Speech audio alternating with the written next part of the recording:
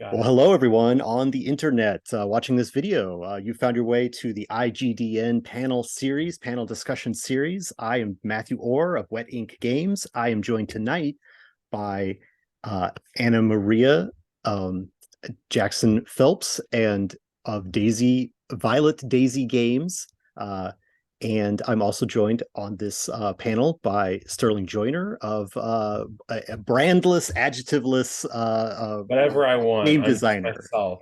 I just make stuff. And we're going to talk about the most influential RPGs on our cell. Like what RPGs have influenced us the most. We're going to go around in sort of a round robin style. It's not a draft, but we are going to try and each talk about different games. So if somebody has one that's on your list, you can be like, oh yes, I also like that one. Um, and I have picked a theme that I'm.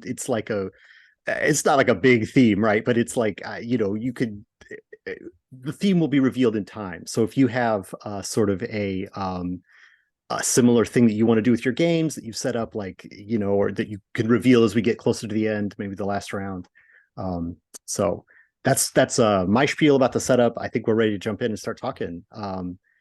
AnnaMaria, would you like to go first? And we'll go AnnaMaria and Sterling and myself and just hop around, keep Sure. repeating. I don't feel like I have a theme. I feel like I was less prepared. Well, maybe the theme will become apparent as you listen to your own answers. That's true. That's true. Or at the very least, I'll come up with one by the end of the recording. So Perfect. So I think I want to lead off with Mouse Guard, largely because it's one of the very first RPGs I played, and it made me look at role-playing games differently. I had heard of D&D throughout high school and college. I didn't have an opportunity to play at that time, and I actually wandered into a game store for my first RPG in my late 30s. Um, it was a dice game, and it was good, and I enjoyed it. But the next thing that the group was moving into was this game about little mice that were guarding an area and working together to do it. And I think the thing that struck me first was I asked, what dice do I bring? And they were like, no, none. There's no dice. It's a diceless system. So walking into this, with no dice and no idea how I was going to maybe min-max this or anything else, and having the opposed. So Mouse Guard works on a system where any dispute of any kind, whether or not it is a fight, it is an argument or a discussion between two people, anything that could be considered opposition is actually done with opposed choices. So you might choose to attack, and you can do that verbally through debate or actually with a sword or what have you. And whoever you happen to be fighting against might choose to defend or parry or something like that. And so that might be a well-reasoned argument against what you're doing. And the beauty of the system was not just that you had to not worry about whether or not you were going to get a one at a critical moment, but that everything had a price. You could win, but still there might be a consequence for it. You could lose, still get your objective, but then later on something might come up because of it. And it was so unique for me, especially at that time, being so new to RPGs, that it really kind of opened my eyes to the different ways that you could use these mechanics, not just for literally swinging a sword, but for anything that happened in the story. That experience is what made RPGs stick for me. Hmm. Yeah, that's great. I haven't played Mouse Guard, but I yeah, sounds great. Sterling, Yeah, you're next, or do you have? yeah, It's not a sure. rebuttal, but you can follow up, or Yeah, it's your turn next. Which yeah, yeah. So I, like a lot of people, started with like Dungeons and Dragons 3.5, and I like, I love the system because it's like so crunchy, but just kind of got sick of how complicated it is. Like everything you do has a rule for it. I have to remember all of it. And I've since come back around to systems that are like really crunchy like that. Um, but I was kind of really into that, and then I like talk to people on the internet like, don't play D&D, don't freaking play D&D, play something else, play anything else. I'm like, why? Like, why would you do that? And this is like this is a little bit embarrassing, but like the game that got me like out of D&D was, if you're familiar with like Made RPG, which is like a like anime like harem like genre RPG, which I would not necessarily recommend reading. It has like a very Japanese understanding of sexuality, very anime understanding of it, I would say. But what hit me about that game was I realized I was reading, it's like, oh wow, like this game, if you just play it, it's set up to give players incentives so that their free choices will result in them actually making the choices that will like result in the story of like an anime like harem show, right? And it was like it blew my mind, because the idea that of how game mechanics can shape like players' choices and can shape the story, like because D&D 3.5 is just kind of, we're going to simulate a world, right? Then I discovered there are all these RPGs out there that they really show like, no, we can actually shape what players do to simulate a genre and to tell this kind of story. Kind of like Blades in the Dark, it's like heists. It's like the feeling of like a heist movie, because of the flashback mechanic. Um, and so that is my embarrassing introduction into the world of RPGs beyond D&D. But then, I started getting to more and more and seeing just like how expansive the world of RPGs is. Nice. So you kind of picked two there, but it sounds like you're going with Yeah. Made, right? Is the Yeah. okay. Yeah, somewhat unfortunately, I would say, but Well, yeah. I given the person that I am now, my first choice of influential RPG may also be, there's things that the company's been around a long time and they have a lot of fans. They don't do everything the way I would do it from who I am, but I have to pick Riffs from Palladium Books as Yes, oh my my first God. choice. That is Uh, embarrassing, but I'm proud of you. well, because this is why, because like it is very influential in my game design, because a lot of people talk, a lot of people's first game is Dungeons and Dragons of some form. Either they're old and they got in at first edition, or they're two, or they're, you said 3.5 already. So Rifts is that game for me. This is the game that I played, the Palladium system, the TMNT game. That's how I met my Yes. current business partner. Like we were going to go play TMT, and that uses the Palladium system. But Rifts is like the first one that I really like made a character in and played in high school and played throughout high school and in college. Like that's what a role-playing game is to me, is that system, which it does use the d20 for attack, but all the the skills are percentile based. So it's you're rolling percentiles and you're rolling below your percent, and other games have done that, but that's like that's what a role-playing game is to me. It's not Dungeons and Dragons to me. Like it's the Palladium system, and that, so everything that I've done since then is either imitating that or derivative of that, or trying to do not that, because it's right there at the basis of like my knowledge of what a game is. So it's Riffs. Just if no one's heard of Riffs, it's a future apocalypse kitchen sink kind of thing. You've got wizards, you've got knights, you've got giant cyborgs, you've got alien dimensions, you could be I was gonna say, if nobody's heard of Rifts, better keep it that way. whatever. It's got its charms. It's Oh yeah, no, yeah, no, for sure, for sure. and the other one of the other things, the longest campaign that I played in, I was what's a vagabond, which is basically like a bum, and like he had no skill. Well, he could sing, and that was the only thing he's got, and we've got like a person who can set buildings on fire, and like a guy in a 20-foot tall robot suit, and I'm like, hey, I think you're looking for a deal, like like there's no game balance, and that's kind of the point. And Yes. but anyway, I I don't need to talk about it too much more. I think we're back around to you, AnnaMaria, and your what's your second choice?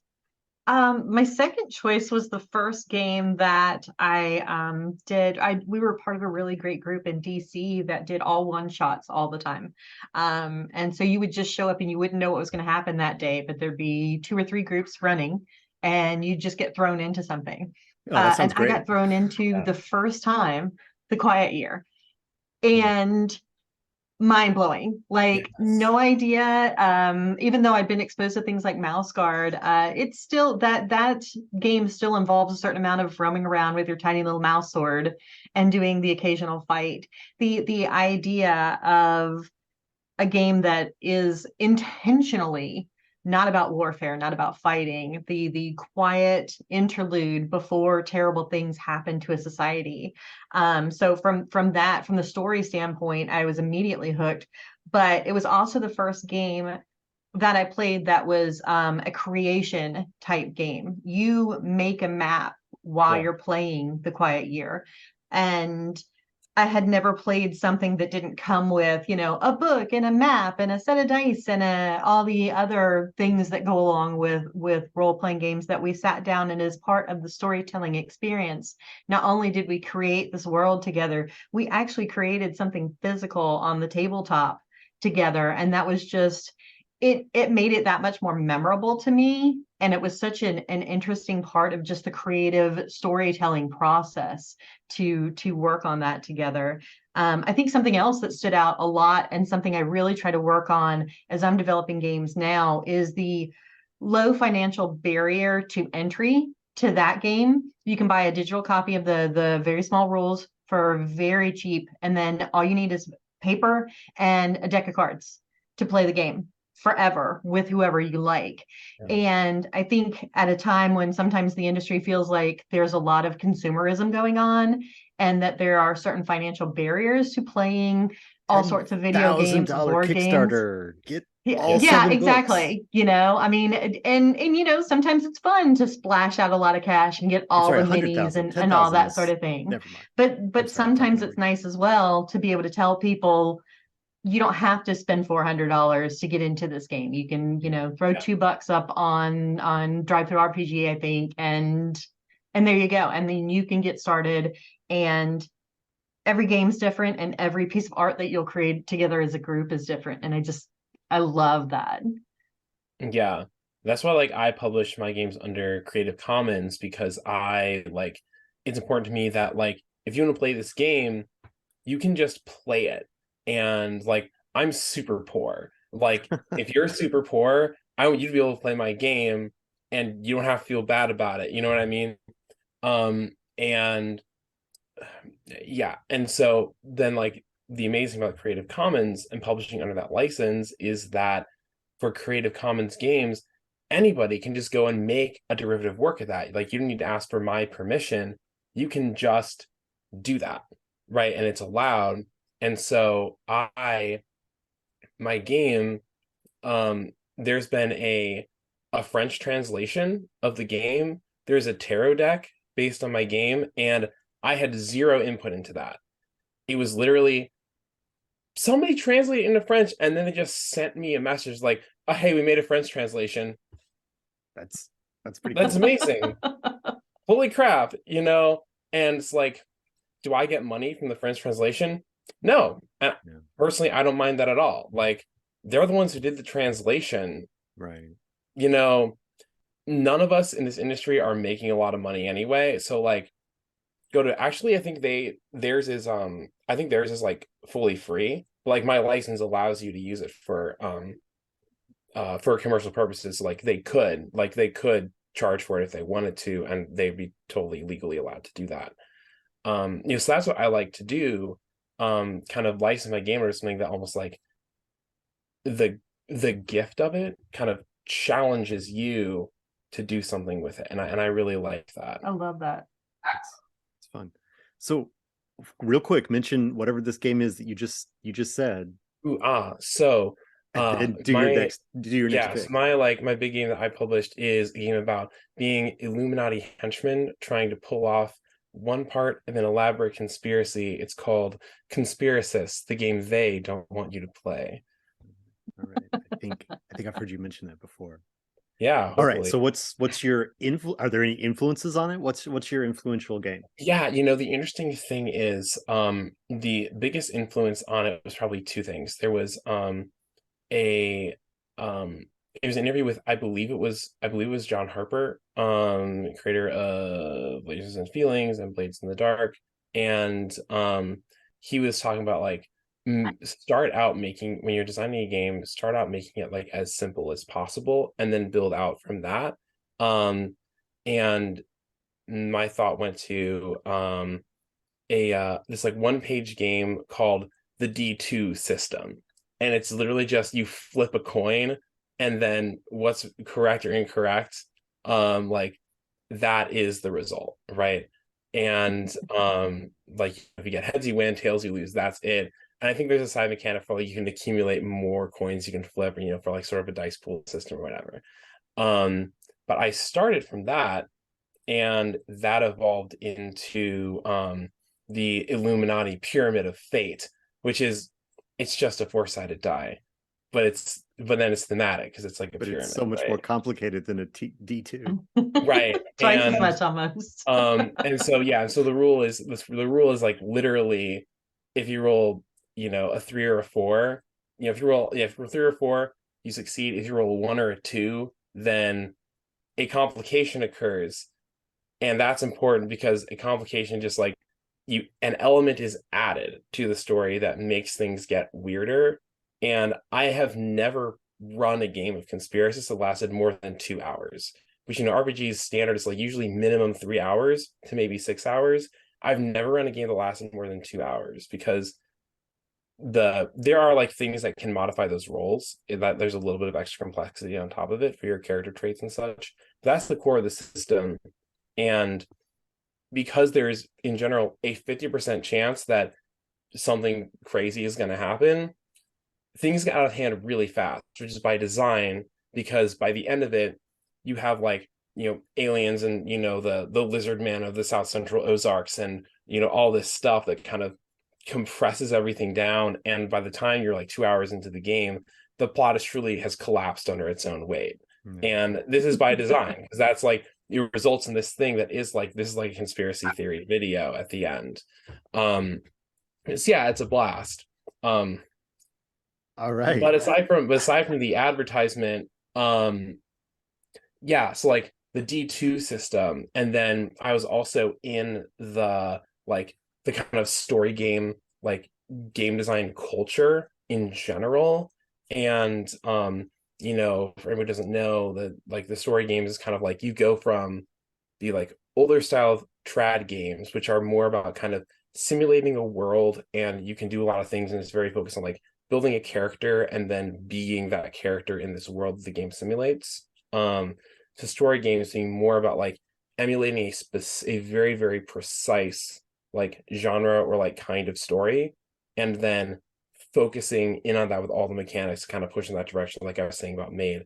Right. And that kind of idea. And so Conspiracist, I kind of designed with that intention as well, where the mechanics are kind of shaped around the idea of like, no, like in a lot of games, it's like maybe a 1 in 3 chance of, success with a complication, or, it's a much lower chance. But just the simple thing of making failure a 50% chance totally changes it, especially when failure is just defined as things get weird. And that's all. Yeah. I like it. All right. I'm going to mention my second pick, and this is so as you were just talking about trad games, right? I mentioned Rifts, it's a big trad game. I have the game that I think maybe I think about it all the time. I think about this game all the time. It's by Jared Sorensen. It's one of his games from Memento Mori Theatrics, Lacuna. And the full name is something like the mystery of the girl from Blue City or something like that is the full name of the game. And I think it's actually got like second attempt is like in parentheses at the end of the title. Yes. It's a very long, complicated title. And it is almost it's not too obscure to play. Like the character sheet is very clear. You fill in the bubbles, you roll the dice. It's got a dice pool mechanic. but the backstory behind the game and like what is happening is like it is deliberately obscure, and physically the pages get harder to read the closer you get to the end of the book. They're covered in all of this noise, and like like literally spiders crawl in from the edges of the book to the center, and like the final pages are just all spiders. You cannot read the end of the book. It is it's not inviting you not to play. It is inviting you to play in this world in which the book itself is this object that indicates the missing knowledge that is the lacuna of the title, because it's all kind of taking place in this Jungian unconscious sort of thing that you enter into, and then you have to complete missions, and that's your dice pool. You're rolling them and you're monitoring your character's heart rate. And so if you've got a low heart rate, you only roll like one die, but like once you get your heart rate up, because it's the cumulative total of all the dice you have rolled is your current heart rate.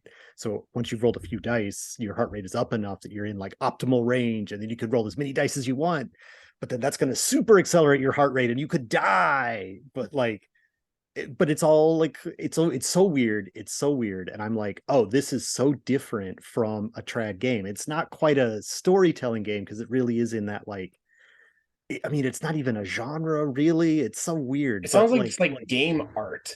it is more artsy. And so like I said, I think about it all the time. And I got to meet Jared at PAX Unplugged this past December, and I told him like, look, I love this game. I think about it all the time. It's so weird. I love what you did with it. Please make more weirdness.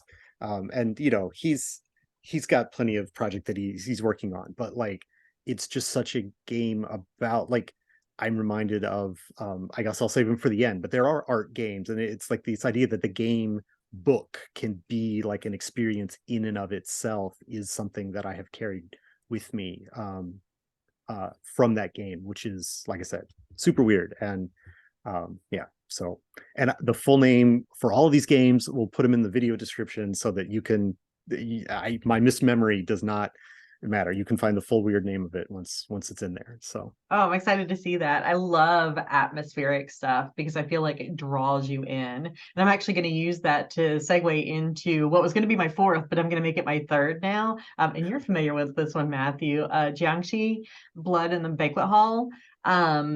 Is a fantastic game about playing immigrants who've come to America and have a restaurant, but at night you're fighting off the forces of evil. And you open the box and it's part of the experience. You actually pull out what looks like a menu, and it looks like the placemats that you used to see in older restaurants. And this starts the story that starts your play before you've even started playing. You're already kind of into the mood and the theater of being these restaurant owners.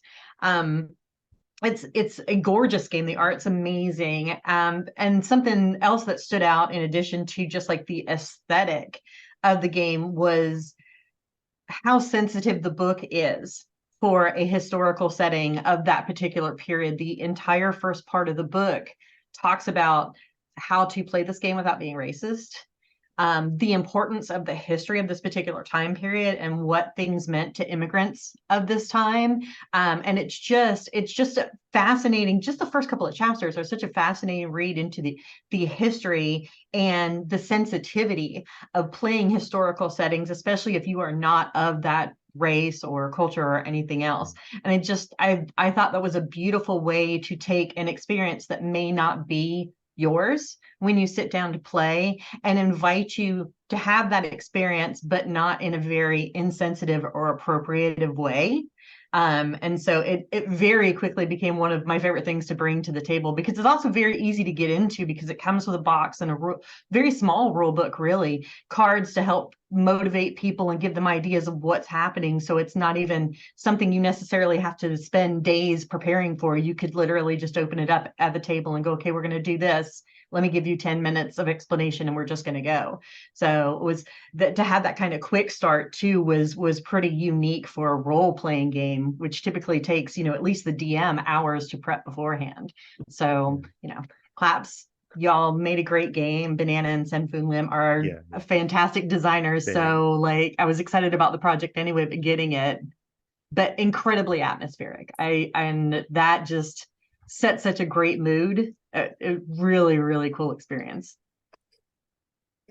Yeah, so just like sort of big picture, something that I'm really liking about this conversation is that all of us are saying kind of like in our journeys as game designers, it's not just that, oh, we learned some things, it's that when you read certain new games, that it like expands your world. It's not just like, oh, this was interesting.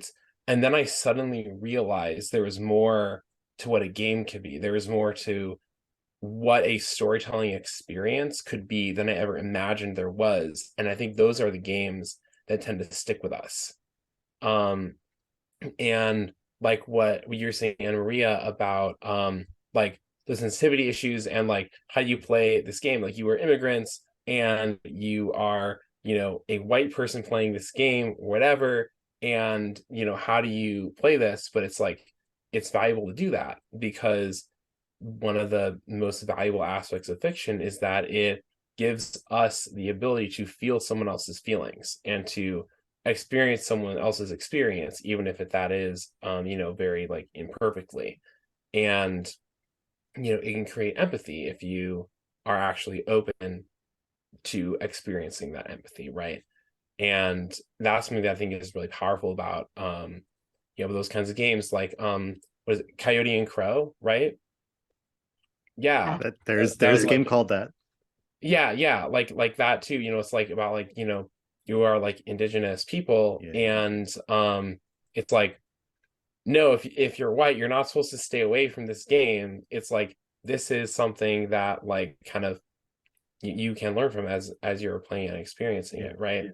Um, and yeah, so I really like that, and the ability for games to be more than just a source of entertainment. I think those of us who are passionate about them Yeah. really understand that. Yeah. I do. I want to make sure I don't remember if you actually said, AnnaMaria, before you get to your third choice, Stirling. It's almost always it's Chinese immigrants. You're running a Chinese restaurant. It's got that. You mentioned Banana Chan and Senfung Lim, but they're Chinese Canadians, and they made the game about like being in the different Chinatowns. And you can pick like which Chinatown in North America you want to be in. But like I didn't. And then the extra thing, there are other adventures for being other immigrant groups or other marginalized groups. But I definitely did want to mention that it's got that Chinese. The Chinese is the ethnicity that the characters center around, rather than just they're proud of it. They're proud of it. So I like that. I Oh didn't. yeah. Yeah, I had not heard of the game before you mentioned it. Even like Banana Chan, I hear Banana Chan talk like all the time. I don't think I've ever met them or played I've never read or played one of their games. I like hear nothing but like terrific things well, about Banana Chan. It's like I need to meet you and shake your hands. Like I don't know who you are. I don't know what games you designed, but you're really cool, and I'm confident of that, and I'm pleased to meet you. It's like I that's what I mean, want to do. they have their hand in like half of the NE winners from last year. Like, Yeah. you probably have played one of their games, or a game that they contributed to at least. But anyway, I just want to get that little bit in there. Sterling, what is your third choice? So it's definitely got to be Fiasco. Um, the Yeah. the Coen Brothers movie simulator RPG, absolutely, I believe one of the best role-playing games ever made. Definitely, in my opinion, one of the most fun RPGs I ever played. I love that game. And what is so fascinating about it to me from a game design perspective when I first got into it is the fact that there is no action resolution system. It is not operating at that level of abstraction, right? The conflicts in the game and the things that are like actually mechanically engaged in the game, it is in most games, it's I want to do X. Do I succeed or fail? And that is like what the mechanics generally revolve around. In Fiasco, the mechanics take place on a higher level of abstraction, where you are playing on the level of like story structure. You still have your character, but at the beginning of your turn, you start a scene, you describe the scene, and then the other players are recruited as NPCs, or their characters, like, hey, you're here as well. And then you are brought in to this scene, and you guys are just playing it out. And then at some point, a different player picks up a black die or a white die. To put a black one in front of you, it means the scene resolves negatively for your character. White die resolves positively. And so if you say, I take out a gun and I shoot you in the head, you do that. It succeeds. It just happens. And maybe the next scene is, it turns out you wake up in a hospital, you're still alive. Or maybe you are dead, and there's a way of handling that. But the point is that it's not a question of, do I succeed at such and such action? It's, what is my character's ultimate fate in the story? And it's about building to that. And all the rules and all of the kind of GM advice. It's a GM-less game, but I'll still say GM advice is about kind of, how do you pull each of these scenes together into a coherent story? And if you're good at it, it produces a fantastic like story experience that is just an absolute blast. Oh, the game. And so I've written a lot of games, not published, but written a lot of games that were like so much like, this is just fiasco. Like John Harper said, every game that every game that I design, every game that I design just ends up, I realize, being an apocalypse world, which is good for him because he ended up writing the game that basically was like the spiritual second edition of All Power by the Apocalypse. It's like it was like for a while, it's like every game I designed ended up being like, oh, this is just fiasco again. I mean, it's such a great game. Yeah, I mean that's kind of what this talk is about, like what the influences are and like what keeps showing up in your work. Hitting on some of the themes that we talked about. We've talked about like kind of the minimum viable project of what a game could be. You mentioned that with the D2 thing, Stirling, and I've kind of been to the extent that I had a theme, right? I've gone from big crunchy game to like smaller experience game to a few years ago I became completely obsessed with the 200 word RPG challenge, which is exactly what it sounds like. It's a competition that they used to run every year. They did, I think, I don't know, 4 or 5 years of it, and then the judges are like, we need to not do this every year. But it's write an RPG in 200 words. That's it. That's the challenge, is can you make an RPG that is that short, that is that small? And it is fascinating because there are hundreds and hundreds of entries every year, and they're all on the website. You can go to, I'm gonna look that up. 200 word RPG challenge at, I think it's 200 word RPG challenge at GitHub, or /github.com. It's like, it is, again, all of this will be in the show note or the description. But like, so one of these that I picked is one of the winners from one of the past years. It's called Route Clearance by somebody named Andrew Miller, and I don't know them other than this game, but it is as written. It is you are on the road from Kabul to Kandahar in the American occupation period of when America was in Afghanistan, and you got to drive down the road and clear the route so that the convoy can get through. And you lay out 12 cards from a deck of cards, and you go around the circle just turning over the next card, and like the sort of suits are sort of 4 different things that can happen. The number is like how intense that thing is, and so you're like, oh, we're going to give it a 4-level camaraderie story. Now we're going to have a 6-level challenge story. Now we're going to have like a 9-level emotional conflict, and you just, what happens on the road as your little unit travels. And that's it. It's not huge. It's not very long. It's all in what you bring to it. Like you were talking about, it sort of gives you this little microcosm of like, and then invites you to tell the whole story. It's a very minimal set of rules, and it's very well written, very precise. It's a deserved winner of this challenge to make a game in only 200 words. And it is, again, one of those games that I bring out. I've played it several times with people, and we almost never do the soldier version. We're always doing like Space Marines or pirates or something else. But like it is the same mechanics, right? Like, what is the camaraderie? What is the challenge? What is how are we going to get to where we're going, and what's going to happen along the way? And again, all you need is a deck of cards. You lay them all out, and you're off and playing the game.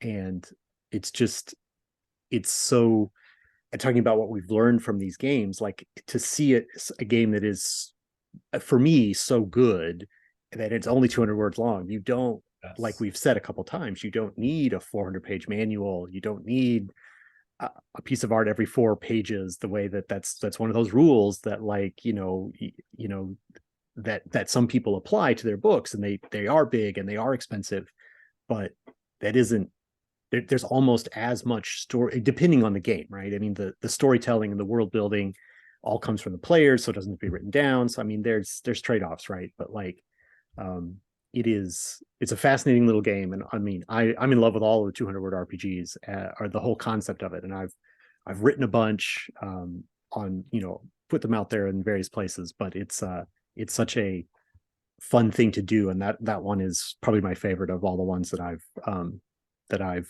run across, is that one, Route to Clearance. That's fascinating. The idea of the intentionality of the brevity in that. That's a cool challenge. And like you said, that it really kind of ups the accessibility to everyone to be able to take part in that kind of story, because you don't have to invest in a expensive manual, and you don't have to spend hours like prepping for it either. So I tell new designers all the time that, like, do a 200 RPG. Like, it's hard to make something that small, but the thing is, like, if a new designer is sitting down with a copy of, Legend of the Five Rings, or even something that's more indie, like Red Markets, like, those are huge books, and like, they think that that's a game and that's what they have to do. And I'm like, no, start a project and finish a project in only 200 words, and then you're done, and then you made a game, and you're a game designer, and like, your next one could be something different, but like, just do one, and then you're a game designer. Yeah, And my advice to game designers, and I think honestly most like experienced game designers' advice to new game designers, is just read more games. Like, exactly, we kept saying, and then I read this game and my whole world changed. Like, you have to have that experience over and over, and the more you have that experience, like, you can have all those experiences and then still write, like, whatever, a D&D like trad game, but you'll bring all of that into it, and that, like, all matters, and like, just read more games. excellent. I agree. Yeah. All right. So with that, this will be probably our final round of around the table here. I like to do this whole format is stolen from one of my favorite podcasts when they do drafts, and they always do a bring out your dead round. So like, you can mention a bunch of stuff at the end, but like, this is your last pick. The last big one. The last pick. So AnnaMaria, I think we're back to you. If you want to tell us your fourth pick of this panel. Yeah. My fourth and final was Brundlewood Bay. It is a delightful RPG that I had the opportunity to play while I was still doing board game content creation, YouTube videos, and Twitch streaming. You are a group of older women in a seaside town, probably in New England or someplace, and mysterious machinations keep happening, and you solve these mysteries, a la like Murder, She Wrote. So think Murder, She Wrote / Lovecraft / Golden Girls, and you have what this RPG is at its core. And I loved playing it. That's all the information I had going into the play as we streamed this, was that's what you're playing. Here's your character, and the mystery started, and we just launched. Really low barrier for getting in there. But I think a couple of things stood out for me. It is heavily based on TV tropes, and to me that was another type of accessibility. Instead of having to read books worth of lore you know, manuals worth of backstory on characters, naming off a few television shows that culturally, especially if you're a certain age or you come from a certain place, like you could name, you know, old Magnum PI, or you could say, you know, CSI or something, and style these games. And people recognize what that is and what the tone is. And so that tonality isn't something that has to be kind of enforced by the GM. People immediately know, oh, I'm a little old lady who types on her typewriter and rides her bike around town, this little Maine town, and just solves mysteries that inexplicably keep happening in this tiny ass little town. It's a lot of murders for one little place. I'm just saying. Like, that is what every cultural critic says about right? Yeah. Murder, She Wrote. Why Cabot Cove, Maine, like the biggest murder capital of Do the not go world, there. you know. But it was just really interesting to see that instead of laying out, once again, you know, pages and pages of backstory, they were just like, have you watched this show? Have you watched this show? You know what this is, then just go for it. And I think the other thing that stood out to me is we don't feature older women in a lot of things. If Yeah. you are over a certain age, you are a grandma or a witch, and that's it. Yes. You rarely get to be the main character. Don't get And agency. yeah, very little. And so, you know, once you hit about 40 or 45, that's kind of apparently it until you're someone's grandma or, you know, rocking chair years. And it was really interesting to see that something that was very intentionally centered around older women. And while you're still pulling from these tropes, even the tropes themselves contain, you know, are based on women that were way more dynamic than someone is sitting in a rocking chair and just doing some knitting. And I really appreciated that. That was huge. I've intentionally sought out games and put characters into my own games now, just based on, you know, characters and people at certain stages of their life that we just don't see at the forefront, like that did for me. So it's adorable. If you ever get the opportunity to play, go for it, because it's so Yeah, cute. sounds wonderful. Yeah, especially, you know, everybody in our, it's like a broader cultural thing where like nobody over the age of 35 exists until you're like 60. And it's like, what about pregnant women also? Like, when was the last time you played an RPG and the DM described a woman who is pregnant? Like, just a little And thing, that wasn't you the know? entire thing, reason for her existing, right? You know, this Yeah, wasn't that like her too. birth Hey, story. that It's too. just Yeah. like she just happens to be Like, pregnant. but she was pregnant with a Lovecraft baby. Like, okay, Right. well, all That's right. I Yeah. was running through my own, like, what's the last time it happened? And that's when it happened the last time that I heard it. It was like it was I mean, a it's an interesting horror plot point. Like, element. don't get me wrong, but Yeah, but some people give birth, you know, or have Some a, people you give know, a birth. child, and it's just part of right. some people's lives. So Exactly. All right. What do you got for your last pick, Sterling? Oh, man. So, okay. So I'm gonna go with pre-first edition Dungeons and Dragons. So like basic expert, Redbox. That was the crazy thing is so very, very unfortunately, there is just I've been through the whole circle, like everything, like really abstract story games. Like I played Time Wizards, the role-playing game, you know, but like basic expert Dungeons and Dragons, very good. What's even better are the OSR hacks of it that All kind of right. update it to be a little bit Yeah. more. But what's really significant You about can't pick all of OSR, just telling you. I pick all of OSR. You can't do that. I pick all of OSR. You know what? Here's the thing though. No one's gonna like this. All of OSR, it's all the same. It's all just That's like what they like about it. it's all just like very, very like you know, decimal points of variations on the same damn thing. No one's going to be happy about that. But no, so for real, my favorite OSR game is Knave. I do have a strong preference for Knave. But original D&D, OSR games, the point is that they're actually very simple. And there is this fallacy that like newer games are better. And that's not true.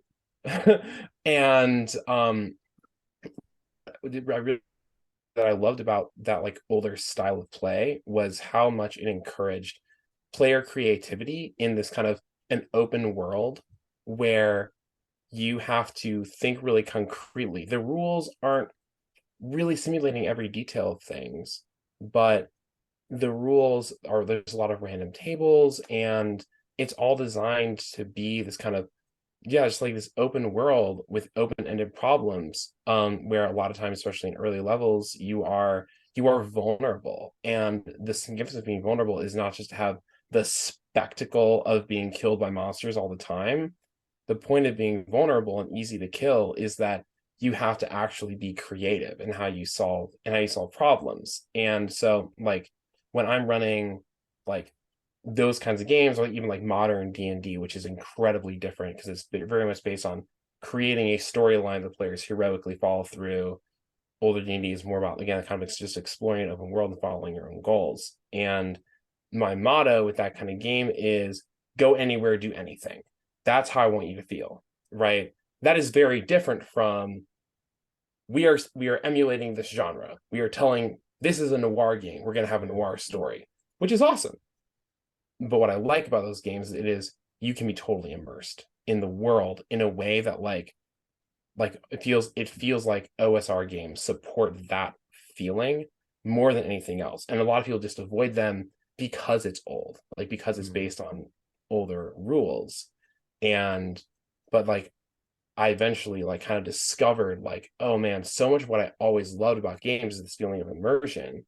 And like those older rules are really designed in a way where it's like, yeah, go anywhere, do anything, face these challenges, figure out how to do it. The world isn't designed, there's no game balance. It's just, here's what's there. There's a dragon up in that mountain. Everybody's telling you about that dragon. You can go there and get smoked by that dragon.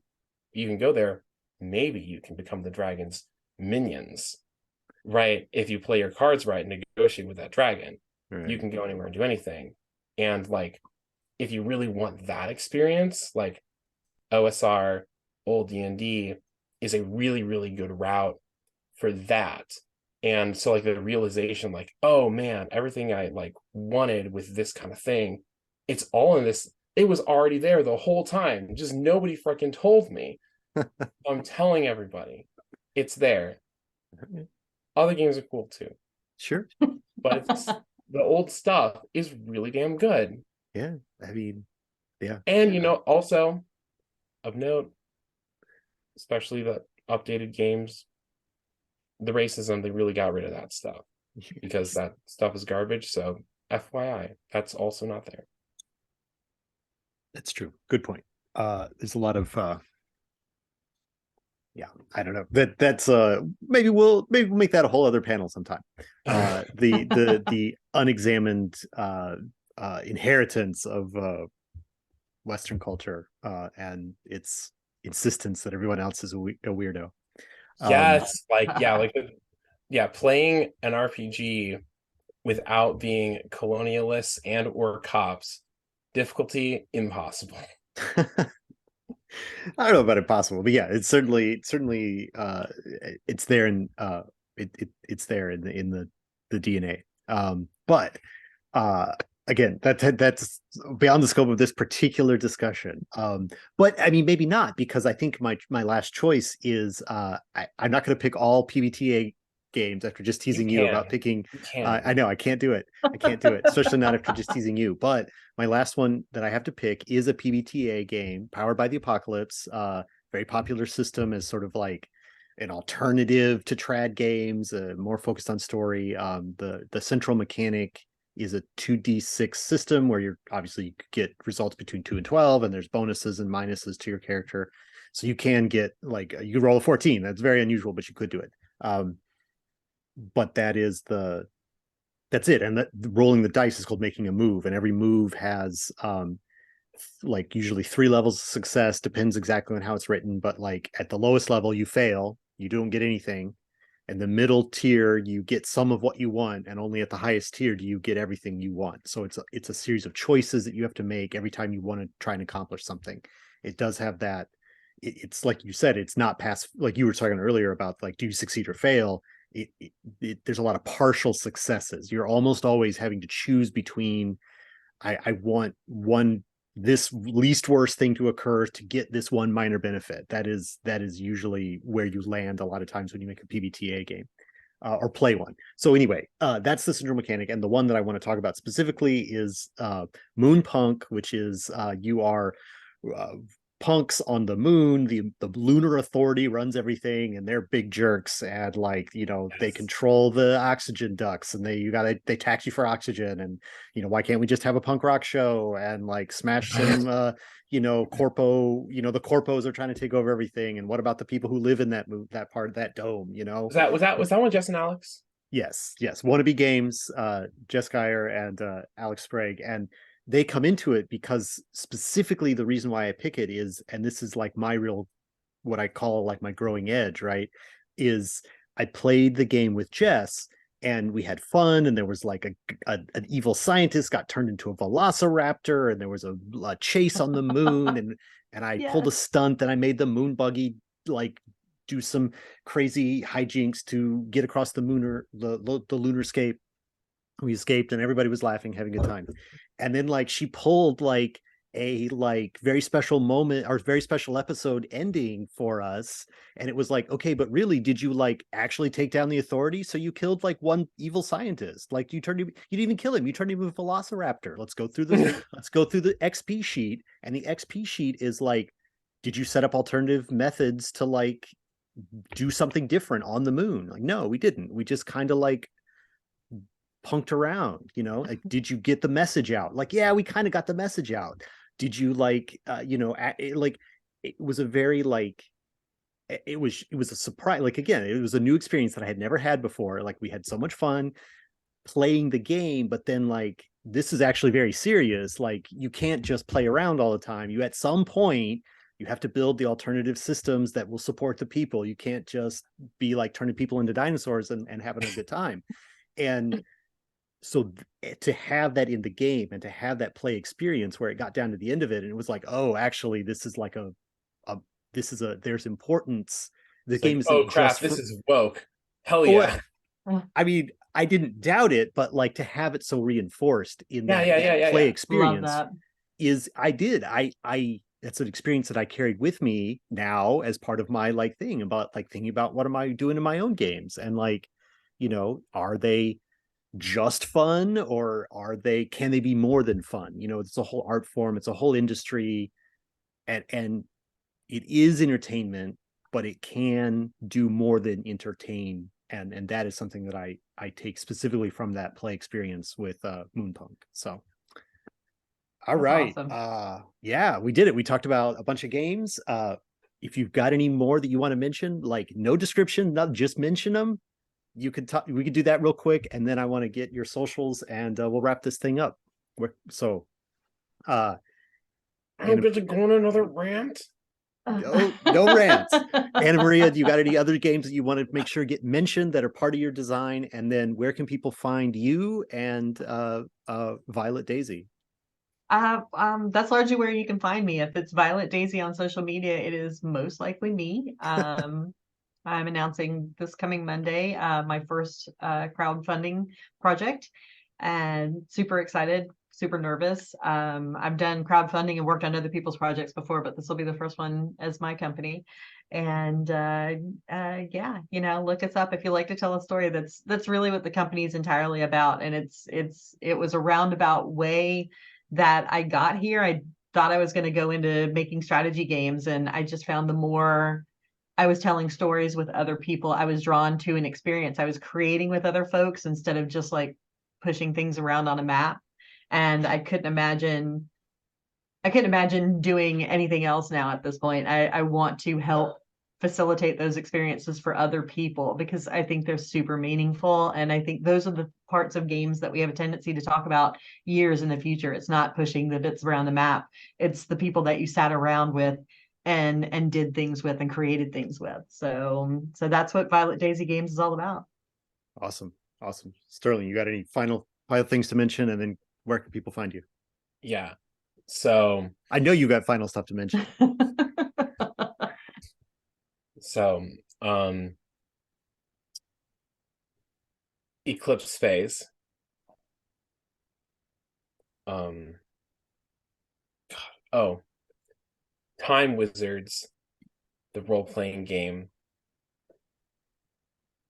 Trail of Cthulhu. Cthulhu Dark.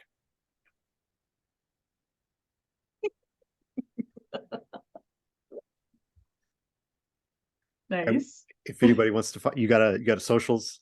You got Oh socials. yeah. You can find me. I am Dungeon Mystic basically everywhere. Um, Sterling Davis Joyner. I'm also known as in reality and online as well. But yeah, Dungeon Mystic pretty much everywhere. Nice. uh, I'm looking over at my shelf over there. I Capers, the 1920s RPG. I want to mention the Iron Kingdoms RPG. I like a lot. I don't have I'm not out for trashing all trad games. Like Iron Kingdoms is super crunchy, but I like it anyway. Um, and then I think I also want to mention Thousand Year Old Vampire as other games that are in that a lot of learning to do from all of those games. And then I am at Wet Ink Games,